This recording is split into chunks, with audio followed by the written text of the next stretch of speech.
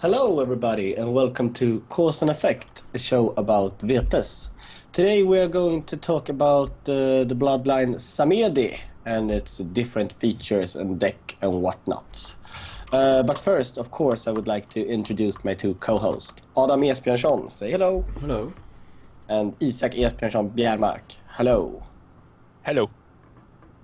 Okay, so but yeah, let's start out with the usual. How has your Vetes week been, Isak?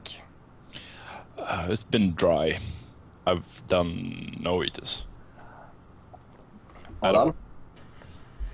I'm back in Örebro now, so I played my first regular Vetes game, Örebro, in a long while. It was good. Yes, I had one of my better decks draw poorly for the first time ever, more or less, and I played it a lot, so it might be like a good indication or a bad indication, I don't know, but that was an experience. Okay. Well, as usual, dry on my part as well. I thought we were going... let's talk a little bit before we move on to our main subject about the Nacken, or the North American... Championship. North American Championship. So, there was a new winner yesterday or today? I don't know how It depends on which time zone you're in, but for us it's yesterday, so it was calendar Saturday, but I think they're still up and about, maybe. Okay, so who won, Isak? Martin Randers, it's a Danish player, who won with a Gahuri vote deck, as far as my research has gone. But yeah, your Facebook feed has shown. Yes, my Facebook feed has shown. Quite the detective. Thank you. But possibly it's one of the more popular ESA decks, maybe? Might be. Really nothing, and the pictures are really blurry on Facebook as well, so that's how far my research with that has gone. Okay, so in a week, we might be able to tell you. Yeah. Yeah. So anyway, congratulations to him, and that means that the Americans got a Danish champion, which is awesome. Yeah, that's nice.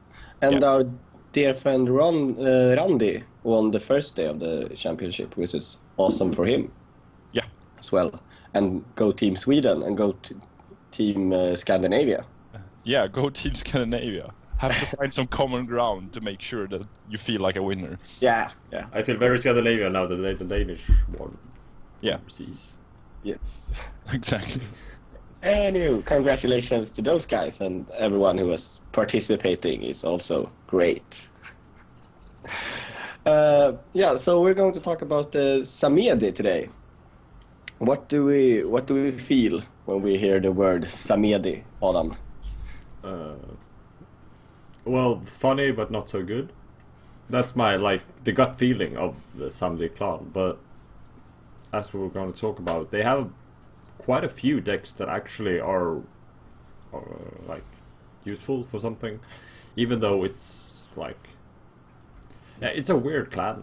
The clan in itself not that good, but it has a few good decks, as we'll see. Yeah, we discussed earlier that you never get the feeling of, oh no, I'm screwed when you sit down at a table and start playing and your predator turns up as a Samedi. You always like, okay, well that's okay. Yeah, I'm fine. I'm fine with that. Yeah, I'm gonna win this. No, sorry. Okay. Isak. My experience with Samedi, actually it's very good. I played a tournament twice, I think. On one time I got to the finals of the English ECQ. So that's fine. Yeah, I really think so, but I don't know, a bit of chance probably involved, like seating wise, because you're kind of weak towards heavy bleeding, but another thing being that I don't think people really appreciate how much bleed you can put out when you play the Group 2 Samedi group, and add some reanimated corpse, you can get a ridiculous amount of bleed. Yeah. So, but I got like royally screwed in finals. I had no chance in hell. So, well, yeah. So, what do you think is like the best feature across the board of the Bloodline? The Baron. Mm. The card, the Baron. He's, Okay. What? He's like a good, well-rounded vampire. Obfuscate, Dominate, plus Bleed, and Thanatos and Necromancy gives him like fun options, and the clan cards for some of these are actually good. So Yeah. I think it's the Baron mostly that like brings the clan together. I think that's a example as well as a vampire that's kind of good, but also has fortitude, and that makes him be able to do kind of a lot of weird stuff, and that makes him more playable. Yeah, I think that's prime example of that. I very think, true. yeah, I think Adam is exaggerating a bit, but he's a very decent vampire. But that group that he is a part of is very good. They have 2 vampires with +1 bleed, and then they have a vampire with conditional plus bleed against Sabbat, and then they have a vampire which have additional stealth on undirected actions. So they have vampires with very good specials in the same group. They all, since they're clan discipline, they have obfuscate and fortitude, all of them. And having obfuscate and fortitude is awesome. No other clan has that as clan disciplines. So that is one of the uniqueness. You can do a lot of actions at a lot of stealth. The only problem with Samedi is that the actions you do very often end up not being so beneficial for you. Or rather not as beneficial as they need to be for you to win. So that's like, for me, the core problem. Not this crypt is great and they have the obfuscate fortitude, which is awesome. Yeah. And both these vampires have plus bleed. Well, Jorge has against Sabbat. So I think most of the time you're gonna bleed for 2 as part of your freak drive action chain. You're gonna bleed for 2 every single turn, and that's kind of how you're allowed to do this kind of wonky actions. Yeah. You can still always bleed for 2 with your guys, and it's not like a huge amount of bleed, but at least it gives you some leeway to do the worst actions. Yeah. So what are like the defining cards, you would say, of the Bloodline then? Are there any high rankers up there, Isak? Yeah, like the 2 most obvious ones that we mentioned here is Freak Drive and Stealth cards. But if we like put them aside and concentrate on what's unique for the Samedi, the best card in my opinion is the Reanimated Corpse, which is really an awesome ally. When you see it at first glance, or at least for me, it was like, oh, but this will die instantly and it's so expensive. But then you have to do this, what we talk about a lot on this show, the 12-turn game. That a game is 12 turns, and you won't have a reanimated corpse in play the first 2 turns at least. So by the 3rd turn, and then you end up with 5 Potus counters, then this will survive toward the 8th turn. And the 8th turn in some games, that is the final turn of the heads up. Yeah. If it's a fast game. If it's a slow game, then it's the free-play game, or the end of the free-play game. So they really do live long enough. And additionally, the 2 bleed. It might seem like it's just 1 more bleed than like any minion, but the 2 bleed actually adds up quite fast, especially if you get 3 of them out quickly, and then you have all your minions with plus bleed as well. Kind of adds up. So, and you can stealth with them. So yeah, they're kind of unique. The stealth bleed with allies. Yeah, the stealth, you get it from the Samedi through cloak and Beast and Yeah. such. You don't stealth with them themselves, and you have the 2 strength of them. So if you block with them or they get blocked, they actually end up grinding your prey or predator or whoever you block a lot. Yeah. So I think they're very good ally. And it's such a huge difference if you play an ally that costs pool or you play one that costs blood. This might seem kind of obvious, but it's so much easier to get blood back than to get pool back. Yeah. So I really, Reanimated Corpse is a great ally, and I think it's their strongest asset as a clan. Adam, do you agree, or do you have any other cards you would like to lift up before we start going through some decks? The Reanimated Corp lends itself to one specific deck. If we want to talk about more generally what defines the clan, is a weird card, Coroner's Contact. You like search of a Samedi vampire, put it in uncontrolled, put a blood on it. And it looks kind of inconspicuous, but as we'll see, it gives the clan a lot of options. And searching for a vampire is kind of underrated as well. You're getting new vampires in your uncontrolled region. So it's hard to talk about in an abstract kind of way, but as we'll see, this card kind of opens up a lot of options for the clan. Yeah, but I mean, because I've seen you played with recruitment, which I myself thought like that's a bad card, but then you put it in Nana Baruko deck and it worked really well. So I don't know. Can you maybe explain the dynamics of that, Adam? Yeah, both the recruitment and the Coroner's Contact kind of the same effect as you said.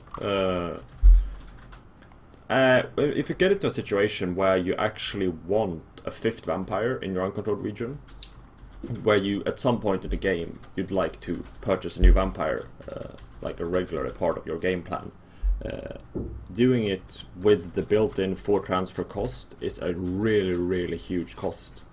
So if you need that 5th vampire or one specific vampire, it's a lot more efficient to do it with one of these cards. As you said, it looks kind of wonky when you see it, but when you try it out, it's like playing Azula's Valley actually. For the cost of 1 pool, you will gain 4 transfers. Yeah. So which is like the kind of weird head game, and you have to convince yourself, it really is like playing Azula's Valley, and that like when you take that mental leap, then you understand it's a good card, and then Coroner's Contact become even better, of course, because it's cheaper. Yeah. And the search, of course, search your crypt for a vampire makes it possible to build really weird crypts, as we'll also see. Yeah. Since then you can you can have 1 copy of a star vampire. It's really weird. Yeah. Most decks that rely on the Baron very heavily usually end up with 1 or 2 copies of him, rather than the standard 4 or 5 when you have a star vampire, because you rely on the Coroner's Contact. Which really opens up for the 5th vampire, because you search for your star vampire, put that up, and then you have 4 copies of his friends in your crypt, and then you start putting them out. Which is awesome. Well, we'll come to that a little bit later in the show. But first, we are going to talk about a Reanimated Corpse deck, I believe. Yes. So, Isaac, would you do us the honors of bringing us in? Yeah. So this particular deck is Bane Swainbank's tournament-winning deck from 2006, so it's kind of old, but it's still relevant. It's missing the cards from Heirs to Blood, but that's just a few additions that's easily solved. So the basic idea is play Coroner's Contact on Baron, bring Baron into play, have Baron do Freak Drive's actions, and most prominently Bleed, Reanimated Corpse, and Little Mountain Cemetery. And here we should probably talk about Little Mountain Cemetery, because when you take a look at the crypt, there's 5 Lithrak. and he is not the star vampire. Most games he turns up really, really late, because this is the neatness of playing Corners Contact. 5 can seem like excessive, and in my humble opinion, is a very few. It's a low number of Corners Contact. When I play this deck, I usually end up with 7 or 8 Corners Contact. Okay. Because what you want to do is have the first Corner Contact go on the Baron, so you get your Baron, and he gets into play. Then he'll do Little Mountain Cemetery, and you can... so then you can guarantee that he is the oldest vampire, because he's the only 9 cap. So you will get 1 counter on each of your Samedi that's younger. That's what the card does. And you use your Corners Contact to get more vampires, and you use your transfer to transfer up new vampires. And then you go from oldest to youngest. And each turn you try to get another vampire in your uncontrolled region through Corners Contact or pay 1 to see 1 or some such. Yep. And by doing this, you end up with a lot of pool on a lot of vampires. So you might end up with 4 or 5 Samedi in play, but you maybe just paid 15 pool or something for them. That's the basic idea. So it's basically a bloat machine? Yeah, a bloat combined with like a 4th edition accounting kind of govern the unaligned superior thought.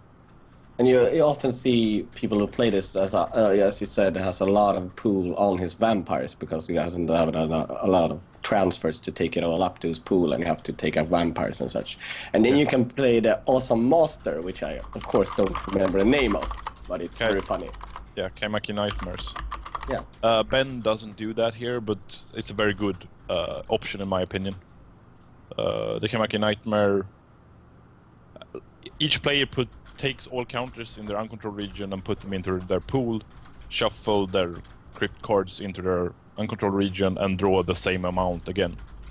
Yeah. So not only can it, like you, at some point in the game, you won't be able to transfer up in the same speed that you're getting counters in your uncontrolled region. So playing Karamakli makes you catch up and get the pool, but it can also really mess other people transfer up. Yeah. If you see someone else put 3 counters on vampire in their uncontrolled, and they're about to bring out a new minion to the 3rd play game, for instance. You play a Comeback to Nightmares there, you're removing 1 action for that for that player. Yeah. It's really powerful. Yeah, it might even be more if there's a high cap deck. Yeah. So this is a really strong card. The obvious drawback being that you can only play 1 each game. So. Yeah. But no one else is going to play this, so you're the one that's going to. Okay. Just freeballing it, could it be worth? I haven't seen this been played in any other kind of deck. Is there any other deck that it would be worth playing a Kamakli Nightmare in? I've seen deck lists with it in Nosferatu Royalties. You use it to part to destroy other players' game, but part to get them to higher pool, so you can pair shift more. So rather than having you going to low pool, you have your opponents going to high pool. That's a little bit funny. Yeah. I've had it in my Asamite Seraph deck, the one that uses Reunion Kamet a lot. It's the same idea there. You get a lot of counters in your control region, and you use the Kaibak Nightmares for the same thing. Okay. Yeah. And but since the release of Airster Blood and Keepers of Tradition, you probably want to switch some of the Little Mountain Cemeteries to Dark Mirror of the Mind and Off Kilter. One being a Samedi card that you either gain 1 pool on the edge, or you burn the edge to gain 2 pool. And then you have Dark Mirror of the Mind, which just gains you 2 pool. So if you mix these with the Little Mountain Cemeteries, you don't rely as much on Kamaki Nightmares, for instance, to actually have pool to defend yourself with. But as you said, Anders, one of the problems being that you don't have enough transfers to actually get the pool in your uncontrolled region to your real pool.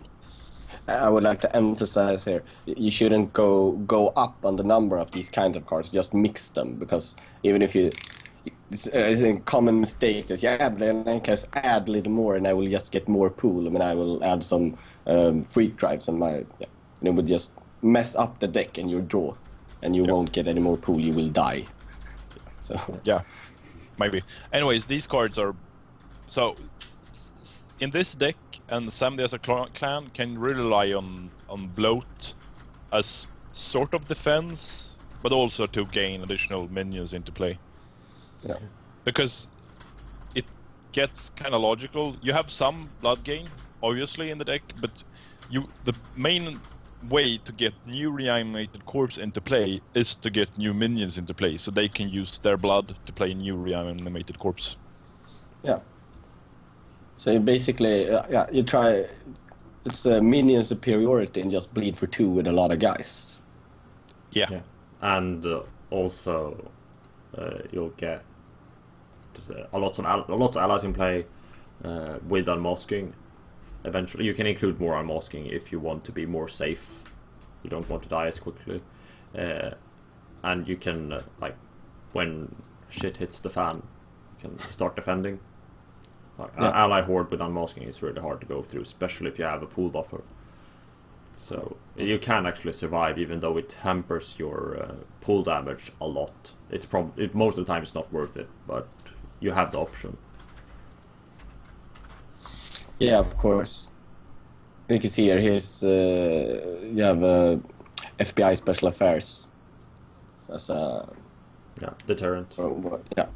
When it happens. I don't know, Adam, do you have anything to say about this deck? We talked a bit about cards that you can add since the release of those cards. This deck is quite old. I'm gonna bring up Under My Skin, which is a stealth card. It's a really efficient stealth card. It costs blood though, but Superior Thanatos is like 2 Lost in Crowds in the same card. For a deck that relies heavily on free drives and lots of actions, it's good to have something that increases the card flow, and Under My Skin is one of those cards. It's stealth twice with the same card. Yeah, really good. Okay, so what's just like the main weaknesses of the deck, Isaac? You really don't have your defense being unmasking reanimated corpse. Eventually they die. So if someone wants to wait you out, they can do that and then bleed you. That's one weakness, and the other weakness being that you don't really have a good defense against early heavy pressure. Say, Dominate Bleeder, a weaning horde with can, dementation, or some such thing. Okay.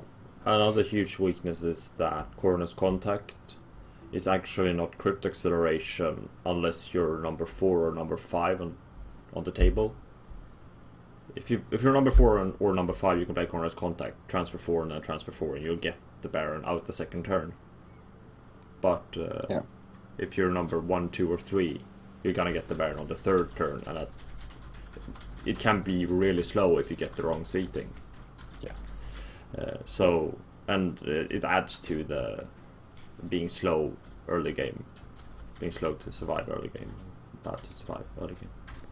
Yeah, this is a really difficult deck. If you want to build a deck list and do the Coroner's Contact trick, it's really difficult to also have a crypt acceleration engine, like the standard Silas Valley, Information Highway, Dreams kind of stuff, because you will end up with too many masters, and you will have a hard time getting the freak drive part of the deck going. You will just end up with the worst hand gem in modern history.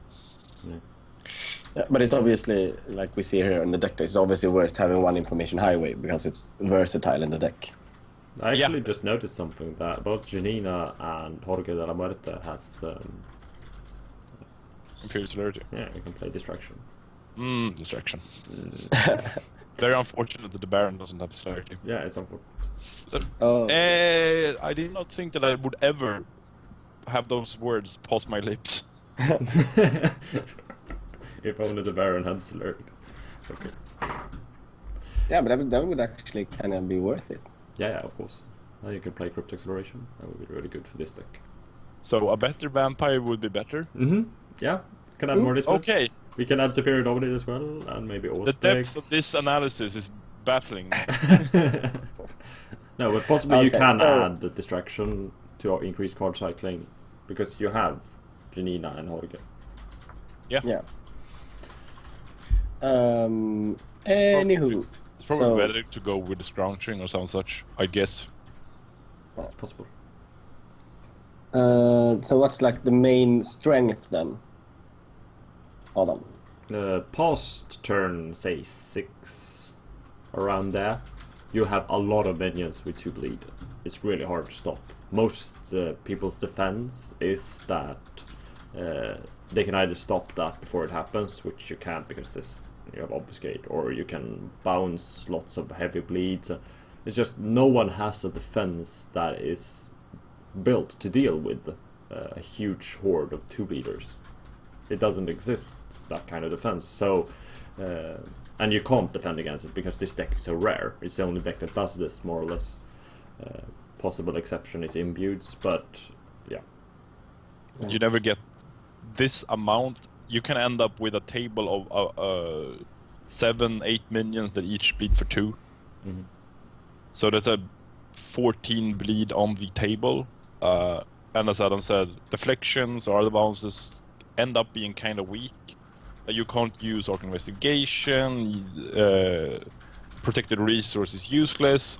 Having a horde of blockers, ally blockers, is very bad because they don't have intercept against the reanimated corpse through unmasking. So you just need like one Veiled Allegiance more or less to get through. So there's a lot of problems involved in defending yourself against this bleed horde. Yeah. Yeah, of course. Yeah, you don't see that in this deck list though, but Veiled Allegiance is I don't know. I don't course. know if it was released at this time. No, that was what I was getting at. Yeah. Yeah, but it's a neat deck, I believe. Yeah, it is. Yeah, I don't know if we have anything more to say about this deck, or we should move on. The only thing surprising with this deck, the only thing that I think is interesting or funny when you're being bled by this deck, and the only thing that isn't on the table, if someone would go and get Tasha Morgan and then freak drive, then bleed you, and then could bleed you for 1 more than you have on the table, which is funny. Yeah. So that's in a sense, she ends up being a action modifier, bleed modifier. yeah. Mm. Because you can't make the math go. Yeah, and of course you can experiment with putting in more of these kinds of things, retainers and such. Yeah. Well, then moving on. Mm-hmm. So, what's our next deck? Hold on. Yeah, it's a wonky deck, you'd call it. It's not a tournament-winning deck, but it's like it's Shouldn't good. we do the turbo first? I've been doing okay. Then it is a tournament-winning deck. This Yes. is a tournament-winning deck, and it's won multiple tournaments throughout the Vitas. History of Vitas. Yeah, and this is another one that, well, it's even more extreme in how it abuses the clan cards or the options available to Samedis and the Baron specifically. It's the Baron Turbo deck. Played Corner's Contact for the Baron, and he used Soul Gem and Burning him to get a lot of other minions out. Most people have probably seen this in some way or heard about this in some way. Yeah. Is that? I don't know.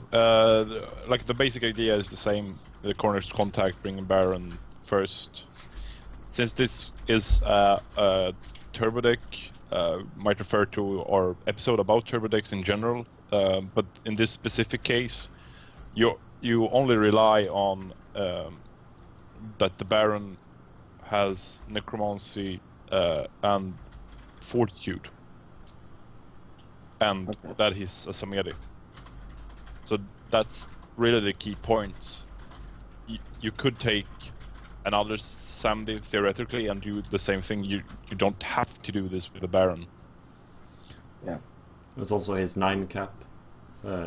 Soul Gem requires younger vampires. Yeah. So yeah, you basically burn him and put up another one and start. And the criteria for the vampires put in this deck, of course, it's good if they have Obfuscate because there are 2 Lost in Crowds, but other than that, it's just younger vampires with Necromancy. And if they're 42, that's an added bonus as well. Yeah. So yeah, I don't know how much we should go into detail about this, but how do you think that this compares to other turbos, Adam?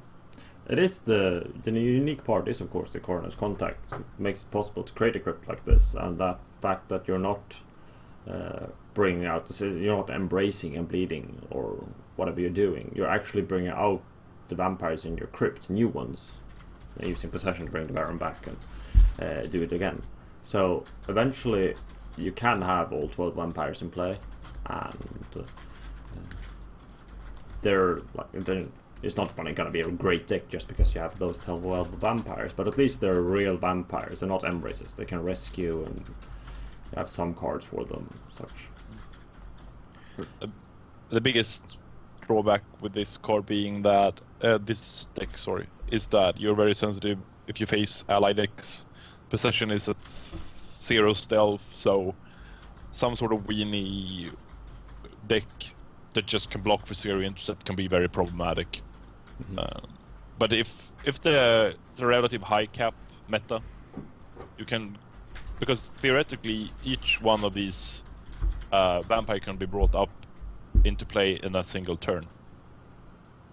Yeah. So you can have all of them bleed for some 3 something, I think, each. There's only 9 Force of Will. Yeah. So you can bleed for 3 9 times, and then the rest of them. But you can play the end game with just 12 vampires, since you've only spent 9 pool on the Baron, and you have Villain. Can bring back. I don't know exactly how much you bring back, but presumably he only costs you like 3 or 4 pools.